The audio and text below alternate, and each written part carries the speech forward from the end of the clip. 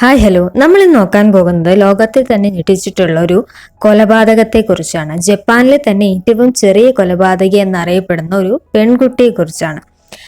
2004 June 1, 11 വയസ്സ് മാത്രം പ്രായമുള്ള ഒരു പെൺകുട്ടി അവളുടെ സ്കൂളിലെ ലഞ്ച് ബ്രേക്കിന്റെ സമയത്ത് കൂട്ടുകാരിനെ കൂട്ടിക്കൊണ്ട് ഒരു ഒഴിഞ്ഞ ക്ലാസ് റൂമിലേക്ക് പോവുകയാണ്. എന്നിട്ട് അവിടെ അവളെ ഇരുത്തിക്കൊണ്ട് നീ മരിക്കാൻ പോവുകയാണെന്ന് പറയും. നാഗസാക്കിയിലെ സെസേബോ എന്ന് പറഞ്ഞിട്ടുള്ള ഒരു വില്ലേജിലായിരുന്നു സാന്തോമി ജനിച്ചിട്ടുണ്ടായിരുന്നത്. അവളുടെ അമ്മ കുറച്ച് വർഷങ്ങൾക്ക് മുന്നേ തന്നെ മരിച്ചു പോയിട്ടുണ്ടായിരുന്നു. അതുകൊണ്ട് തന്നെ അവളെയും അതുപോലെ തന്നെ അവളുടെ 2 സഹോദരങ്ങളെയും വളരെ കഷ്ടപ്പെട്ടാണ് അച്ഛൻ വളർത്തിക്കൊണ്ടു വന്നിട്ടുണ്ടായിരുന്നത്. ഒക്യൂബോ എലിമെന്ററി സ്കൂളിലാണ് സാന്തോമി പഠിച്ചുകൊണ്ടിരിക്കുന്നുണ്ടായിരുന്നത്. അത്യാവശ്യം നല്ല ബ്രൈറ്റ് ആയിട്ടുള്ളൊരു സ്റ്റുഡൻ്റ് ആയിരുന്നു സാന്തോമി. ക്ലാസ്സിലെ എല്ലാവരുമായിട്ടും അത്യാവശ്യം നല്ല രീതിയിലുള്ള ഒരു ഫ്രണ്ട്ഷിപ്പ് കൂടി മെയിൻറ്റെയിൻ ചെയ്തു പോയിട്ടുണ്ടായിരുന്ന ഒരു കുട്ടി കൂടിയായിരുന്നു. ആ ദിവസവും പതിവ് പോലെ സാന്തോമി സ്കൂളിലേക്ക് പോയി.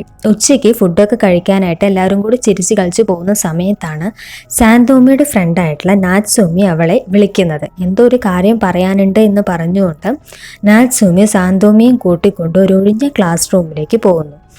അവിടെ എത്തിയതിനു ശേഷം ക്ലാസ്സിൻ്റെ ഡോറൊക്കെ ക്ലോസ് ചെയ്ത് അതിൻ്റെ ഉള്ള കർട്ടൻസൊക്കെ അവൾ മൂടിയിട്ടു.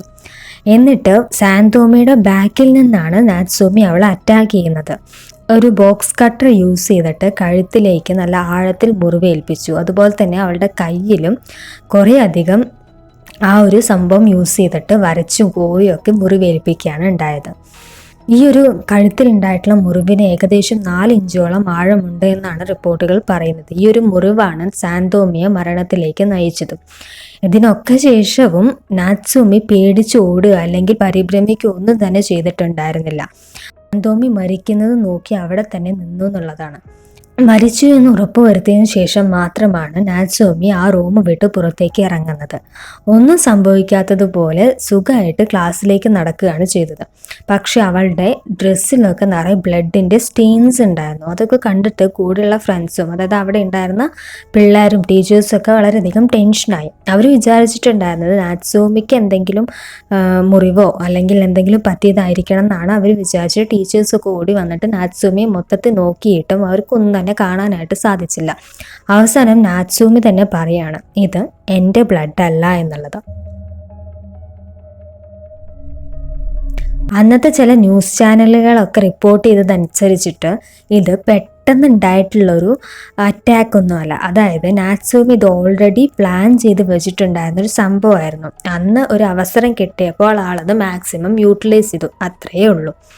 എന്തായാലും വെറും 11 വയസ്സ് മാത്രം പ്രായമുള്ളൊരു പെൺകൊച്ച് എന്തൊക്കെ പഠിക്കണം അല്ലെങ്കിൽ നാളെ എന്തൊക്കെയാണ് ഹോംവർക്ക് ചെയ്യാനുള്ളതെന്ന് ആലോചിച്ചിരിക്കേണ്ട സമയത്ത് തൻ്റെ സ്വന്തം ഫ്രണ്ടിനെ എങ്ങനെ കൊല്ലാം എന്നുള്ളതായിരുന്നു ആശാത്തി അവിടെ പ്ലാൻ ചെയ്തുകൊണ്ടിരിക്കുന്നുണ്ടായിരുന്നത്.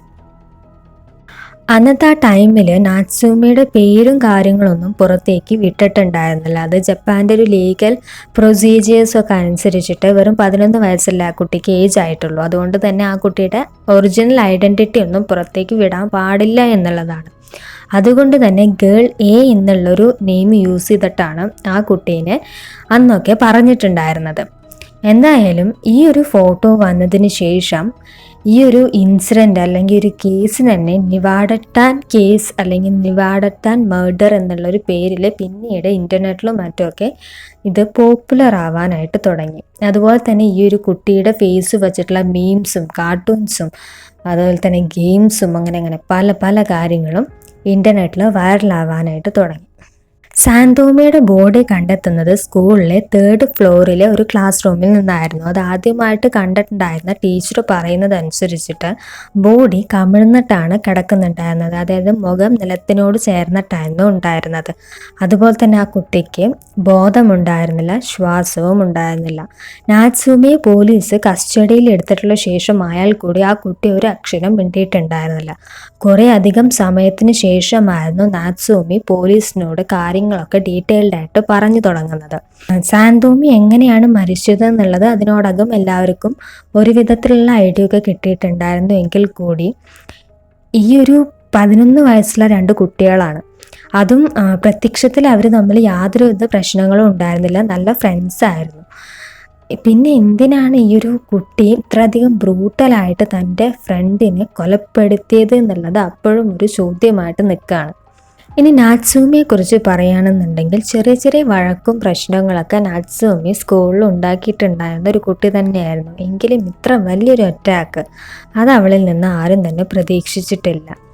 നാറ്റ്സൂമി നല്ലൊരു ബാസ്കറ്റ് ബോൾ പ്ലെയർ ആയിരുന്നു. സ്കൂളിലെ ബാസ്കറ്റ് ബോൾ ടീമിലൊക്കെ ആശാത്തി ഉണ്ടായിരുന്നതാണ്. പക്ഷേ അവളുടെ പാരൻസ് എന്ന് പറയുന്നത് അത്യാവശ്യം ടോക്സിക് ആയിട്ടുള്ളൊരു ടീംസ് ആയിരുന്നു. അതായത് പഠിക്കുക, നല്ല മാർക്ക് മേടിക്കുക എന്നുള്ളതിനപ്പുറം വേറെ ഒരു ആക്ടിവിറ്റീസും അവരെ എൻകറേജ് ചെയ്തിട്ടുണ്ടായിരുന്നില്ല. കൂടാതെ നാറ്റ്സൂമി അറിയാതെ തന്നെ ബാസ്കറ്റ് ബോൾ ടീമിൽ നിന്നൊക്കെ അവളെ പുറത്താക്കാനായിട്ട്, അതായത് അതിലൊന്നും വേണ്ട എന്നുള്ള രീതിയിൽ സ്കൂളിലൊക്കെ വന്നിട്ട് അവർ പറയുകയും ചെയ്തിട്ടുണ്ടായിരുന്നു. ഇതൊക്കെ നാറ്റ്സൂമിൽ വളരെയധികം വിഷമങ്ങൾ ഉണ്ടാക്കിയിട്ടുണ്ടായിരുന്നു. ഒരു ഡിപ്രഷൻ സ്റ്റേജിലോട്ട് വരെ നാറ്റ്സൂമി പോയിട്ടുണ്ടായിരുന്നു. ഇതൊക്കെ കാരണമായിരിക്കാം ആണ് കൂടുതൽ സമയം പിന്നീട് അങ്ങോട്ട് ഇൻ്റർനെറ്റിൽ ചിലവഴിക്കാനായിട്ട് തുടങ്ങി. അതായിരുന്നു ഈ പ്രശ്നങ്ങളുടെയൊക്കെ തുടക്കം. കൂടുതൽ വയലൻസ് ഒക്കെയുള്ള ടോപ്പിക്സും കണ്ടൻസും മൂവീസും ഒക്കെ ആയിരുന്നു നാറ്റ്സൂമി കണ്ടുകൊണ്ടിരിക്കുന്നുണ്ടായിരുന്നത്. അത് തന്നെയായിരുന്നു ഓൺലൈനിൽ പോസ്റ്റ് ചെയ്തിട്ടുണ്ടായിരുന്നത് എന്നുള്ളത് കൂടി ഫ്രണ്ട്സ് പറഞ്ഞു വെക്കുന്നുണ്ട്. അതിൽ തന്നെ ബാറ്റിൽ റോയൽ എന്ന് പറഞ്ഞിട്ടുള്ള ഒരു മൂവി ആയിരുന്നു നാറ്റ്സൂമിയുടെ ഫേവറേറ്റ്. ആ ഒരു മൂവിയിൽ പറയുന്നത് എന്താണെന്ന് പറഞ്ഞു കഴിഞ്ഞാൽ, 9ാം ക്ലാസ്സിൽ പഠിക്കുന്ന കുറച്ച് പിള്ളേരെ കുറച്ച് വെപ്പൺസ് ഒക്കെ ആയിട്ട് ഒരു ദ്വീപിലേക്ക് പറഞ്ഞു വിടുന്നതും പിന്നെ അവിടെ അവർക്ക് സർവൈവ് ചെയ്യണമെങ്കിൽ അവരെ ഫ്രണ്ട്സിനെ തന്നെ കൊല്ലേണ്ട ഒരു സിറ്റുവേഷനൊക്കെ ക്രിയേറ്റ് ചെയ്യുന്നതും അങ്ങനെയൊക്കെയാണ് ആ ഒരു മൂവിയിൽ ഏകദേശം പറയുന്നത്.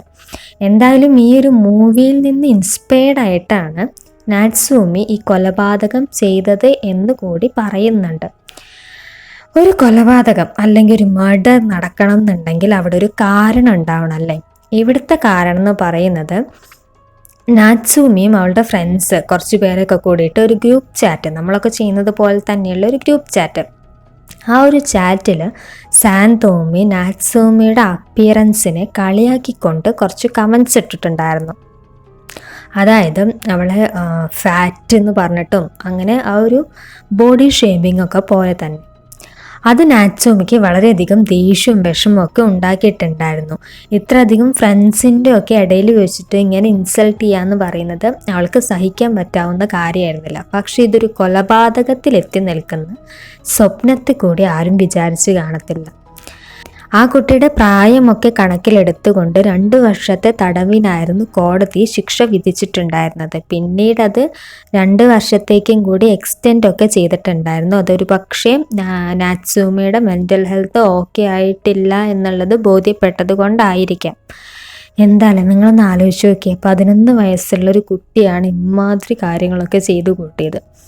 ഒരു മൂവി അല്ലെങ്കിൽ ഒരു കണ്ടൻറ്റ് അതൊക്കെ എത്രയധികം പിള്ളേരെ ഇൻഫ്ലുവൻസ് ചെയ്യുന്നു എന്നുള്ളതിൻ്റെ ഒരു എക്സാമ്പിളാണ് ഈ ഒരു മേർഡർ. ഇതൊക്കെ 18 വയസ്സിന് മുകളിലുള്ള പിള്ളേർക്ക് വേണ്ടിയിട്ടുള്ള മൂവീസാണ്, അല്ലെങ്കിൽ ഇങ്ങനത്തെയൊക്കെ വയലൻസൊക്കെ റിലേറ്റഡ് ആയിട്ടുള്ള സംഭവങ്ങളൊക്കെ. പക്ഷേ ഇതൊക്കെ ഇങ്ങനത്തെ ചെറിയ പിള്ളേരിലേക്കും എത്തുന്നു എന്നുള്ളതാണ് ഏറ്റവും സാഡായിട്ടുള്ള കാര്യം. അത് പാരൻസിൻ്റെയും അതുപോലെ തന്നെ ആ കുട്ടീനെ ചുറ്റിപ്പറ്റി നിൽക്കുന്ന ആൾക്കാരുടെയൊക്കെ ശ്രദ്ധക്കുറവ് കൊണ്ടുകൂടിയാണ്.